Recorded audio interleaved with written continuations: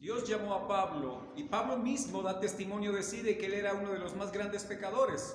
De tal manera que debo quitar de mi mente la idea de que había algo bueno en este hombre. Así también ha pasado con nosotros. Dios, ¿qué pudo haber visto en usted y en mí? Solo pecado. Pero lo que aquí trae importancia es que el Señor, desde antes de la fundación del mundo, sabiendo que nosotros íbamos a existir, porque Él había planeado nuestra existencia, también planeó el momento en el cual nos llamaría para la gloria de su santísimo nombre. O sea, para concluir la pregunta, ¿a quiénes predestinó? Dios predestinó de entre todos los pecadores a un grupo de personas impías, pecadoras, para justificarlas, para salvarlas, para que toda la gloria sea para Él y que esa criatura que ha sido salvada reconozca el inmenso favor de Dios, lo cual denominamos como la gracia de Dios. O sea, Dios me ha salvado sin que yo lo merezca. Paso al tercer punto y es ¿para qué los predestinó? Estimados hermanos, creo que si Dios hizo esa obra de predestinación y nos escogió de entre toda la cantidad de pecadores, Dios tenía un propósito, tal como señala también allí Romanos 8:29, dice conforme al propósito. Y eso es bien interesante porque algunos toman ese versículo 29 de Romanos 8 para siempre traerlo a la mente cuando dice que a los que aman a Dios todas las cosas ayudan a bien. Pero estos que aman a Dios son los que han sido llamados según el propósito de Dios. Mucha gente dice amar a Dios y cree que por amar a Dios tiene el derecho de exigirle a Dios que todas las cosas obren en su favor. Pero aquí está diciendo es que solamente aman a Dios verdaderamente los que han sido llamados conforme a su propósito. Y esos son los que Dios conoció de antemano y esos son los que Dios predestinó. Así que, ¿para qué los predestinó?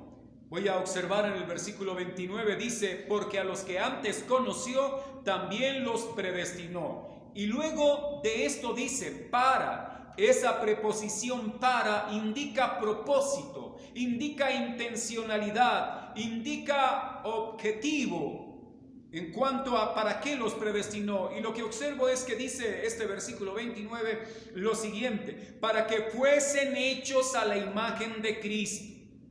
Allí dice, para que fuesen hechos conforme a la imagen de su Hijo. Por favor, comprendamos lo siguiente. ¿Quién puede llegar a ser conforme a la imagen de Cristo? Solo aquella persona a la que Dios predestinó.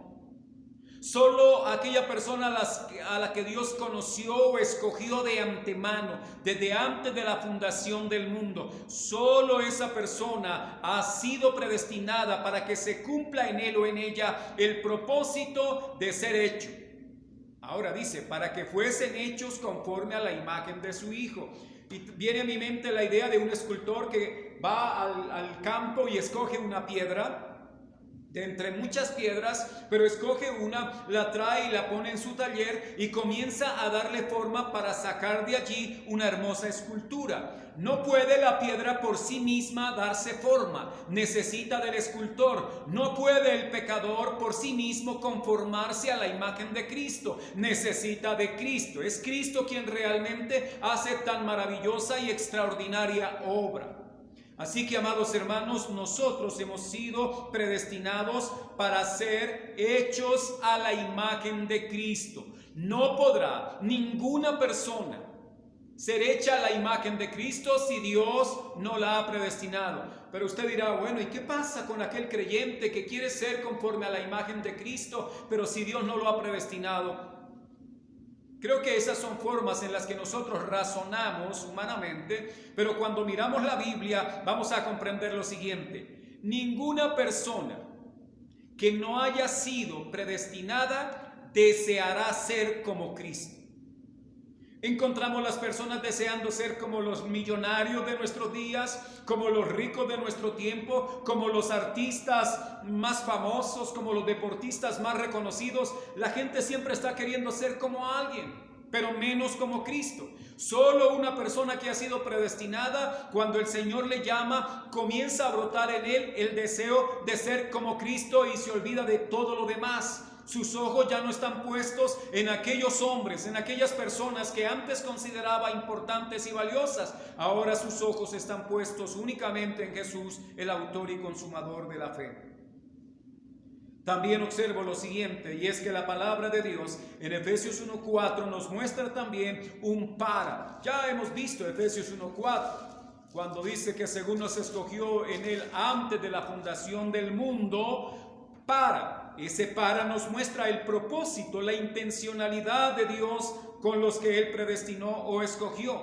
Dice, para ser santos y sin mancha delante de él. Cuando estamos hablando del tema de la predestinación, algunos han llegado a pensar, bueno, si Dios predestinó, ¿significa entonces que la persona que ha sido predestinada para ser salva puede vivir como quiera? No falta el que dice, aún estando en la iglesia, algunos creyentes que creen en esto dicen, bueno, a mí Dios ya me escogió para ser salvo. Yo voy a ser salvo porque Dios me predestinó para salvación y puedo vivir como quiera. Tal persona no ha entendido la doctrina de la predestinación, no ha entendido lo que la Biblia enseña respecto al tema. Y es que precisamente los predestinados mostrarán que son predestinados para salvación porque viven santamente y sin mancha delante de Él. Es más, quiero ponerlo en los términos del apóstol Pablo, para ser santos, predestinados o escogidos por Dios para ser santos y sin mancha. O sea que la santidad, la pureza espiritual está relacionada con la predestinación. Cuando una persona llega a decir que ha sido predestinada para salvación y vive en su inmundicia, en su pecado, solo está diciendo cosas, pero no está realmente evidenciando lo que dice. Yo podría decir que soy Superman, pero eso no me hace a mí Superman. Una persona podría decir que es hija de Dios, pero el decirlo no lo hace. Realmente comienza, amados hermanos, la obra salvadora en transformar esa vida, en irla cambiando, como ya dijimos, porque la va conformando a la imagen de Cristo. Lo que vamos a empezar a notar en un predestinado es que comienza a andar por la senda de la santidad, por el camino de la santidad. ¿Y eso qué significa? Que se aparta de todo aquello que por la palabra de Dios llega a reconocer como inmundo o pecaminoso. Así que usted, hermano, que me está escuchando en esta mañana, si usted es una persona que va a la iglesia, canta, ora, diezma, ofrenda y hace muchas cosas allí, podría estar pensando, yo soy un creyente, yo soy salvo. Pero, por favor, entendamos lo siguiente. ¿Cuál es la relación que usted tiene con el pecado? ¿Cómo está enfrentando el pecado suyo que le asedia permanentemente? Lleva una vida acostumbrada a pecar en ciertas áreas de la vida y ya como que le importa poco si peca o no, porque eso estaría diciendo que probablemente usted no ha sido una persona escogida por Dios para salvación. Aclaro, no significa que un escogido predestinado no peque. Significa es que se mantiene en permanente lucha contra el pecado que le asedia. Siempre está resistiendo al maligno, siempre está resistiendo su propia naturaleza que quiere inclinarle para doblegarlo a pecar delante de Dios. Este creyente que ahora ha sido renacido por la gracia de Dios, entonces disfruta adorar a Dios, disfruta obedecer a Dios, disfruta vivir para Él.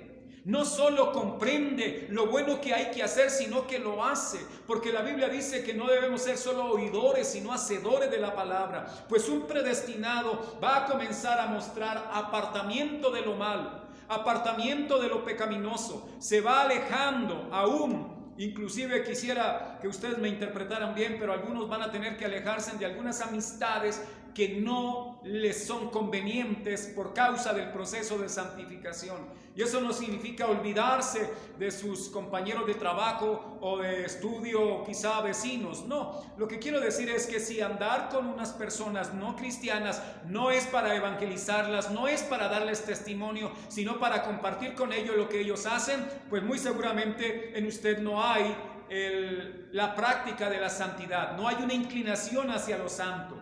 Y como que prefiere estar bien con sus amigos antes que estar bien con Dios. Eso es pecado y eso hablaría de que usted no es una persona que ha sido llamada por el Señor y que por lo tanto no ha habido un verdadero arrepentimiento. También debo señalar lo que muestra Efesios 1:5. También allí el apóstol Pablo, si en el 1:4 dice que para ser santos y sin mancha delante de Cristo, en 1:5 nos está hablando de algo también supremamente importante. En conclusión, a lo que venía diciendo es que solo un predestinado puede llegar a ser santo y sin mancha. Si no ha sido predestinado, no hay manera. No es la inclinación de pronto del hombre mismo por esfuerzo propio. No. Cuando Dios ha predestinado a alguien, Dios va a producir el querer como el hacer. Pero ese querer lo produce Dios. No es producido por el hombre mismo, porque ya su propia naturaleza solo produce pecaminosidad. Así que Efesios 1:5 dice: así, en amor, habiéndonos predestinado y es bien importante que ustedes allá que tienen su Biblia abierta puedan notar en el versículo 5 que hay un para, y ese para es de propósito. Dice: para ser adoptados hijos suyos por medio de Jesucristo. Bueno, aquí nos está diciendo entonces que ¿para qué los predestinó? Para ser adoptados hijos suyos por medio de Jesucristo. Vuelvo a la pregunta, o a las preguntas. ¿Puede acaso alguien llegar a ser hijo de Dios sin haber sido predestinado? Y si usted observa y analiza bien el texto, el versículo 5 está hablando de las obras de Dios. Dice que habiéndonos, ¿quién? Dios, predestinado para ser adoptados hijos suyos por medio de Jesucristo. O sea que el hombre en pecado no es hijo de Dios, el hombre en pecado es una criatura, sencillamente. Pero, ¿quiénes llegan de esas criaturas a ser hijos de Dios? Aquellos que Dios predestinó en amor. Y a esos que Dios predestinó, Él en su plan diseñó que nosotros llegásemos a ser no solo salvados, sino que llegásemos a ser de la familia de Él. ¿Cómo? Adoptándonos, para ser adoptados como hijos de Dios. ¡Cuán maravilloso es poder reconocer esto!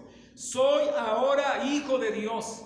Y eso no fue porque un día en una reunión levanté mi mano diciendo: acepto a Jesús como mi Señor y Salvador. No. Soy hijo de Dios porque Dios, antes de que el mundo fuera, Él así lo planeó, Él así lo determinó. Él me predestinó para que hoy yo pueda estar disfrutando la condición de hijo de Dios. No es gracias a la persona que me predicó, no es gracias a mi papá y a mi mamá que oraron por mí, no es gracias a la esposa que llevó tantos años en oración rogando a Dios misericordia. No, es gracias a Dios que antes que mi papá, mi mamá, mi esposa, el predicador que me habló del evangelio, antes de todo eso, Dios hizo un plan maravilloso en el cual me incluyó por pura gracia, teniendo misericordia de mí. Dice entonces este versículo que ahora somos hijos de Dios, pero también señala algo ahí al final de ese verso 5. Dice: según el puro afecto de su voluntad. Es según como Él quiso, según su beneplácito. Sé que la doctrina de la predestinación genera inconformidad aún en muchos cristianos, porque ellos dicen: bueno, todo lo hizo Dios, y entonces yo como que, ¿qué hago aquí o para qué cuento? Recuerde que usted estaba muerto y el Señor determinó darle vida. Ahora que usted vive para Dios, el Señor le pone a que usted viva conforme a sus palabras. O sea que tiene una gran responsabilidad, y esa responsabilidad es que crea las palabras de Dios y actúe en fe conforme a la palabra, y así verá usted la gloria de Dios permanentemente. Pero no solo, amados hermanos, en el versículo 5, también en el versículo 6 encontramos lo siguiente. En el versículo 6 de Efesios 1 dice: para alabanza, viendo que en el versículo 5 dice que habiéndonos predestinado para ser hijos suyos, ahora en el 6 dice: para alabanza de la gloria de su gracia, con la cual nos hizo aceptos en el amado. ¿Para qué nos predestinó? Para la alabanza de la gloria de su gracia, no la nuestra, no para nuestra jactancia, sino para la alabanza de la gloria de la gracia de Dios. Gracia gloriosa, gracia maravillosa, gracia digna de ser alabada es la gracia de Dios. Y eso es lo que está diciendo el texto. Y conforme, amados hermanos, esa predestinación fue determinada para que a Dios se le diera gloria, a Dios se le diera honra, como todas las obras de Dios. La obra de creación está diseñada para la gloria de Dios. Por eso el salmista dijo, los cielos cuentan la gloria y el firmamento anuncia la obra de sus manos. Toda la creación fue diseñada para la gloria de Dios. Y la salvación o el plan de redención solo tiene un fin específico, la gloria de Dios. Aunque el beneficio es para nosotros haber sido rescatados de una condición de muerte y escapar de la ira venidera, el final de todo eso es que Dios sea glorificado, Dios sea exaltado, y es lo que el texto apunta. Dice, con lo cual, con esa gracia, Dios nos hizo aceptos en el amado. Dios nos hizo agradables en Cristo. Fuera de Cristo somos desagradables y merecedores de todo el rigor de la ira y de la justicia de Dios. Porque Dios ha preparado un día en el cual juzgará a los vivos y a los muertos. Y está determinado que los hombres mueran una sola vez y después de esto venga el juicio. Y también dice la palabra que horrenda cosa es caer en manos del Dios vivo. Está hablando allí Hebreos cuando cita esta expresión, está hablando de aquellos que desobedecen a Dios, aquellos que no viven para Dios, aquellos que no han sido elegidos para salvación, caerán en el horror de la ira de Dios. Pero usted y yo, mereciendo también ese horror, Dios tuvo misericordia y nos escogió por pura gracia, y ahora nosotros disfrutamos la condición de hijos, y desde esta condición debemos alabarle, glorificarle, llevando una vida santa, una vida sin mancha delante de su presencia, en sujeción a sus mandatos. No para jactarnos de cuán justos somos, no para estar nosotros tocando trompeta de cuán perfecto soy, porque no es así. Cada vez que nosotros venimos a la palabra, reconocemos que aún seguimos siendo pecadores, y que si no es por la gracia de Dios, no tendríamos tal privilegio de ser llamados hijos de Dios. Es más, si Dios no nos tuviera en sus santas y poderosas manos, no podríamos nosotros permanecer en esta fe.